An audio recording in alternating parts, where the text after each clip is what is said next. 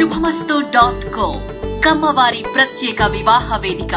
కమ్మనైన వివాహాలకు అమ్మలాంటి చిరునామా. వందల కొద్దీ ప్రాజెక్టులు, వేల కిలోమీటర్ల కాల్వలు, లక్షల ఎకరాల్లో పంట సాగు. ఆధునిక భారతదేశంలో ప్రతి ఒక్కరికి కనిపిస్తున్న దృశ్యం ఇది. కానీ ఓ 65 ఏళ్ల వెనక్కి వెళితే కరువు కాటకాలతో అల్లాడింది మన దేశం. వర్షాలు సమృద్ధిగా కురిస్తేనే పంటలు, లేదంటే పస్తులు అన్నట్టుగా ఉండేది పరిస్థితి. అప్పుడప్పుడే స్వాతంత్ర్యం రావడం, ప్రభుత్వాల దగ్గర నిధుల కొరత, ఆధునిక పంటలపై అవగాహన లేకపోవడం, ఇలా అన్ని సమస్యలే. ఇలాంటి సమస్యలకు అద్భుతమైన పరిష్కారం చూపింది హరిత విప్లవం. 1961 తరువాత భారతదేశంలో మొదలైన హరిత విప్లవం మన దేశ గతినే మార్చేసింది. ఎంఎస్ స్వామినాథన్ కృషి మూలంగా సమృద్ధిగా పంటలు పండించే స్థితికి చేరుకున్నాం. భూములకు నీటిపారుదల సౌకర్యాన్ని కల్పించడం, యాంత్రీకరణను ప్రవేశపెట్టి రసాయనిక ఎరువులను, క్రిమిసంహారక మందులను వాడడం, సంకరజాతి వంగడాల వినియోగంతో స్వల్పకాలంలోనే అధిక దిగుబడిని సాధించడమే హరిత విప్లవం. ఇది ఎంతో మందికి ప్రేరణనిచ్చింది. వ్యవసాయంలో రకరకాల ప్రయోగాలు చేసేందుకు చాలా మంది ముందుకొచ్చారు. వారి మేధస్సును ఉపయోగించి కొత్త కొత్త వంగడాలను, పంట సాగులో వినూత్న పద్ధతులను ప్రవేశపెట్టారు. భారతదేశ వ్యవసాయ రంగ ముఖ చిత్రాన్ని మార్చడంలో ప్రముఖ పాత్ర పోషించారు. వ్యవసాయం అంటే కమ్మవారు, కమ్మవారంటే వ్యవసాయమని ఎన్నోసార్లు చెప్పుకున్నాం. అయితే హరిత విప్లవం తర్వాత కూడా చాలా మంది కమ్మవారు వ్యవసాయ రంగంలో విశేష కృషి చేశారు.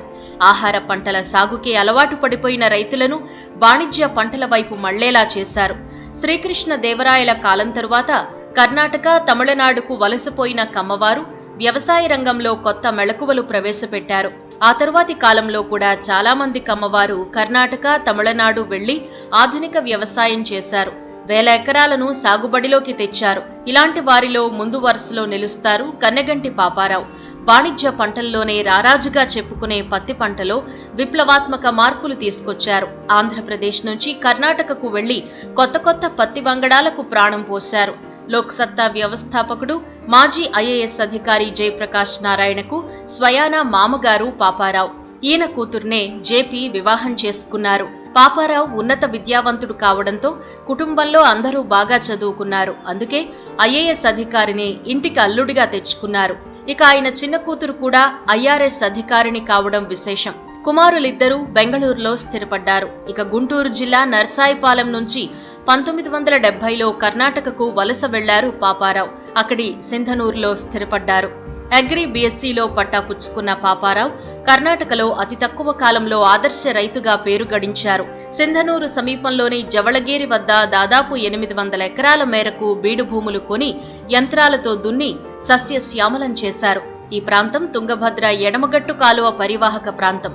ఇక్కడ మెట్ట భూములతో పాటు కొన్ని బీడు భూములు కూడా ఉంటాయి. చాలా ప్రాంతాలకు సాగునీటి సౌకర్యం ఉంటుంది. దీంతో సింధనూరు ప్రాంతంలో ఏడాదికి 2 పంటలు పండిస్తారు. అది కూడా వరి పంటనే పండిస్తారు. నీటి సౌకర్యం అంతగా లేని ప్రాంతాల్లో పత్తి లాంటి పంటలను పండిస్తూ ఉంటారు. ఇక రాయచూరుకు 30 కిలోమీటర్ల దూరంలో ఉన్న సింధనూరులో మెజారిటీ ప్రజలు తెలుగువారే. పేరుకే కన్నడ ప్రాంతమైనా ఎక్కడ చూసినా తెలుగువారే కనిపిస్తారు. ఇక్కడ వ్యవసాయం చేసేందుకు అప్పట్లో చాలా మంది తెలుగువారు వచ్చారు అని చెబుతూ ఉంటారు. అందులోనూ కమ్మవారిదే హవా. ఇలా సింధనూరుకు వలసొచ్చిన వ్యక్తే కన్నెగంటి పాపారావు. ఇక ఆ రోజుల్లోనే ఈయన వినూత్నంగా ఆలోచించారు. నీటి సౌకర్యం ఉన్న భూముల జోలికి వెళ్లకుండా బీడు భూములను కొనుక్కున్నారు. అందులో పత్తి సాగు చేసి అందరికీ ఆదర్శంగా నిలిచారు. అప్పటికే అక్కడ పత్తి సాగు చేసే అలవాటున్న మూస ధోరణిలో పంట సాగు చేసేవారు. దీంతో ఎప్పుడూ చీడపీడలతో నష్టాలే వచ్చేవి. దిగుబడి కూడా సరిగా ఉండకపోయేది. అయినా మరో దారి లేక పత్తిపైనే ఆధారపడేవారు. ఇక నీటి సౌకర్యం ఉన్న రైతులకు మాత్రం ఎలాంటి ఇబ్బంది ఉండేది కాదు. అగ్రి బిఎస్సి చేసిన పాపారావు ప్రయోగాలకు ఎప్పుడూ ముందుండేవారు. హరిత విప్లవం స్ఫూర్తి ఆయనలో కనిపించేది. అందుకే యాంత్రీకరణ, ఎరువులు, రసాయనాలు వాడి అధిక దిగుబడులను సాధించవచ్చని చెప్పేవారు. అంతేకాదు ఆచరణలో వాటిని చేసి చూపించేవారు. ఇంత చేస్తున్నా ఆశించిన రీతిలో పత్తి పంట దిగుబడులు మాత్రం పెరగలేదు. దీంతో మరో వినూత్నమైన ఆలోచన వచ్చింది పాపారావుకు. అదే కొత్త పత్తి వంగడం. ఏదైనా కొత్త పత్తి వంగడాన్ని సృష్టించి దిగుబడి పెంచాలి అని గట్టిగా నిర్ణయించుకున్నారు. అనుకున్నదే తడవుగా ప్రయోగాలు చేశారు. ఆయనకున్న అనుభవాన్నంతా రంగరించారు. అటు అగ్రి బిఎస్సి చదివిన అనుభవం, ఇటు వ్యవసాయంలో నేర్చుకున్న మెళకువలను ఒక దగ్గరకు చేర్చి మెదడుకు పదును పెట్టారు. కొద్ది రోజుల్లోనే వరలక్ష్మి అనే పత్తి వంగడాన్ని సృష్టించారు. ఇది పత్తి పంటల సాగులో ఓ మైలురాయిలా నిలిచింది. పత్తి పంట అంటే వరలక్ష్మి వంగడానికి ముందు తర్వాత అన్నంతగా మారిపోయింది పరిస్థితి. ప్రత్యేకించి నల్లరేగడి నేలల్లో అధిక దిగుబడి కోసం ఉద్దేశించింది ఈ పత్తి వంగడం. సింధనూర్ ప్రాంతానికి సరిగ్గా సరిపోయింది. దీంతో మునుపెన్నడూ లేనంతగా దిగుబడులు పెరిగాయి.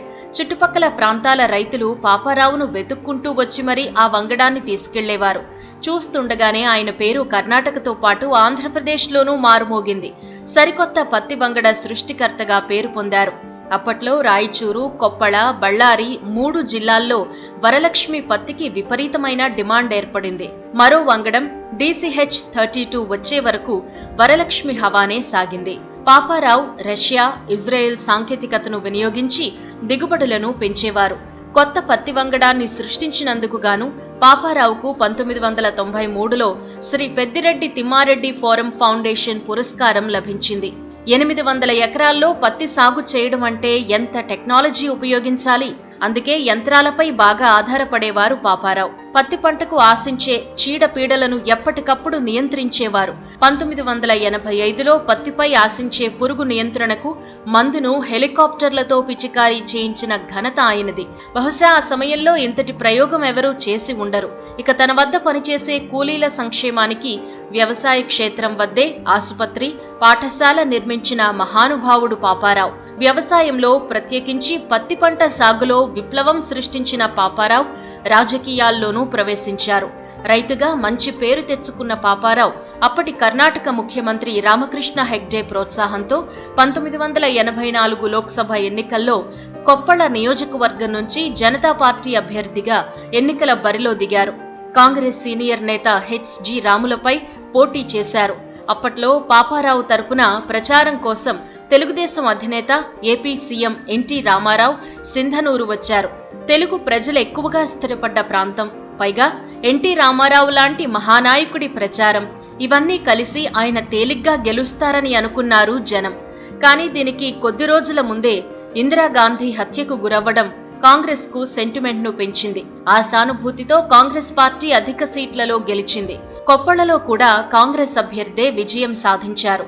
ఆ తర్వాత రాజకీయాలకు దూరంగా ఉన్న పాపారావు వ్యవసాయ రంగంపైనే దృష్టి సారించారు. అందులో కొత్త కొత్త మెళకువలను కనుగొన్నారు. తోటి రైతులను చైతన్యం చేశారు. పంటల దిగుబడి ఎలా పెంచాలో నేర్పించారు. ఆయన జీవితాన్నంతా వ్యవసాయ రంగానికే త్యాగం చేశారు. రైతు బాంధవుడిగా పేరు తెచ్చుకున్నారు. ఇక 2013 తర్వాత హైదరాబాదులోనే స్థిరపడ్డ పాపారావు 2023 జనవరి 13న కన్నుమూశారు. 90 ఏళ్ల వయసులో అనారోగ్య కారణాల రీత్యా మనందరికీ దూరమయ్యారు. బతికినంతకాలం వ్యవసాయంపై ప్రేమనే చూపించారు. చదువు పూర్తవగానే వ్యవసాయ రంగంలో అడుగుపెట్టి రికార్డులు సృష్టించారు. వ్యవసాయం అంటే చిన్నచూపు చూస్తున్న ఈ కాలం యువతకు పాపారావు ఆదర్శప్రాయుడిగా నిలుస్తారు అనడంలో ఎలాంటి సందేహం లేదు. శుభమస్తు.co కమ్మవారి ప్రత్యేక వివాహ వేదిక. కమ్మనైన వివాహాలకు అమ్మలాంటి చిరునామా.